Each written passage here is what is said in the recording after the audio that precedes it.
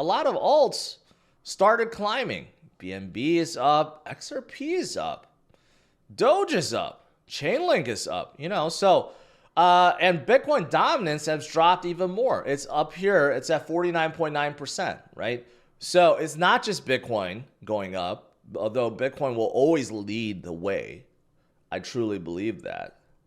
A lot of people chart altcoin dominance, right? They chart Bitcoin dominance as well.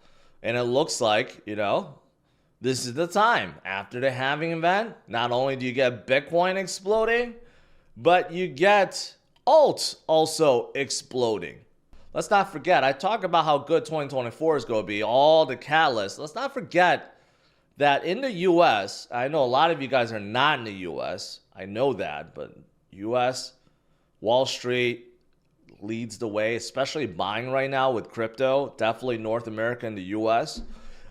Fed, who we all hate, no one likes Powell, and everyone thinks he's done a bad job. But then again, he worked with the tools he had, and he can't control inflation for real because the government, the U.S. government, and governments around the world keep on printing more money. When you print endlessly, it's going to cause inflation. So the Fed and central banks around the world, they could do what they can with the interest rate, but ultimately, how you really curb inflation is by controlling the money printer, which no one seems to be doing, right?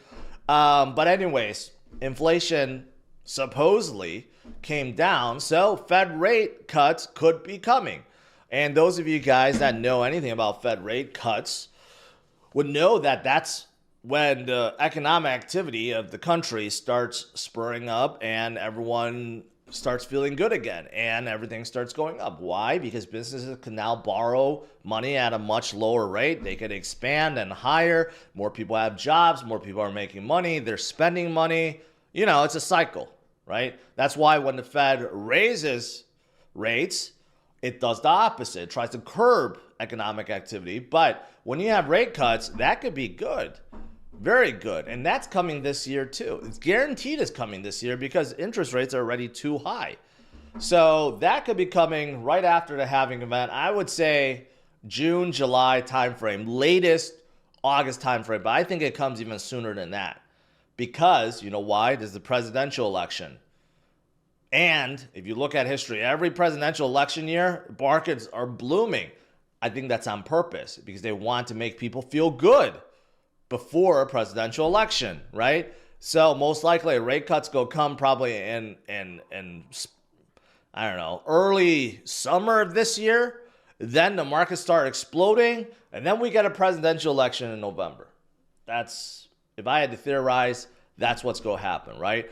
And even though right now Bitcoin and crypto have 100% decoupled away from US markets, like it used to be like 100% correlated with the NASDAQ and S&P. These days, not so much. It's basically they move in different directions. But ultimately, when you have more economic activity, you have more people that are making money, that means there's more people willing to invest that money, and a lot of them are going to be putting into Bitcoin and crypto. There's no doubt about it. So that's a major catalyst for this year, right?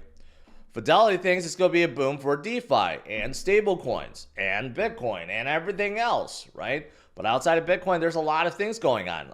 And also, there's a lot of hype about Ethereum ETFs. It got a little hot last week, then it kind of died down, but Ethereum is holding its gains above 2,500. Closing at 2,600. In terms of search, it's at a 12-month high, but still really low compared to before. Can spur also more buying and give more attention specifically to ETH-based projects? Well, the answer is yes. It's already started happening, right? You do see like someone like Lido and Maker and Aave, and I got some other news. I mean, you see ENS, you see some of these ETH-based products go up as there's hype building around Ethereum ETF. Although I don't think Ethereum ETF is going to be approved. It might come next year. I don't think it's going to come this year. If so, it's going to be very tail end of this year. Like, I know BlackRock's application expires in August, but I don't even think BlackRock really expects it to be approved. I think they're just submitting just to see, give more pressure to the SEC. I think it's going to probably go to next year, but still, throughout this year, you may hear about a lot of ETH ETF hype, and that could help the whole ecosystem in a big way, right? Like Aave, I mentioned right now, they're liquidity provider, lending provider for ETH, and many chains, they're cross-chain now, but they start on ETH. They're trying to integrate PayPal stablecoins, which I hear no one talk about. Not one person have ever asked me, what do you think about PayPal stablecoin? Should I buy it? Because it's silly. It's not gonna go up in value, right? So I don't see the point. But you know what's funny? Just thinking out loud. How come the SEC didn't go after PayPal for their stablecoin? They went after Paxos. They went after USDC. Why didn't they go after PayPal? I don't know. Just thinking out loud. You would figure, like a big fintech company in the US, you know, how come PayPal stablecoin is not declared as security by Gary Gensler? Makes you wonder. I don't have a good answer to that. I'm just thinking out loud. Again, so they're voting for that. And then you got others like Compound that's also... that's in there, and then you got there's so many others, right? So they could all be doing very well. I've talked about last week about ETH doing their upgrade, this new improvement protocol that will help the L2s, like Optimism and Arbitrum. I think they're going to do well. Even Polygon's going to do well, and Polygon is still trying to get others to utilize the ZK EVM chain. They have enticed a few projects. They're really trying to get Yuga Labs to bring an ape chain on to Polygon using ZK EVM, and they're enticing them with a $3 million fund. I don't know why they want ape chains so badly, but maybe because they know that when the market gets hot, NFTs are gonna get hot, and you know ape chains gonna get hot. I don't know, but that's a lot of money. That's a lot of money, but. Polygon is probably going to do well because of improvement upgrade, but also they're moving towards, 3.0 or 2.0, which should help them as well, right? And others like Sui. Sui's been skyrocketing despite the little correction downturn that we had. Sui is skyrocketing, and it's because their DeFi is exploding. Look at that chart. Look at that TVL exploding.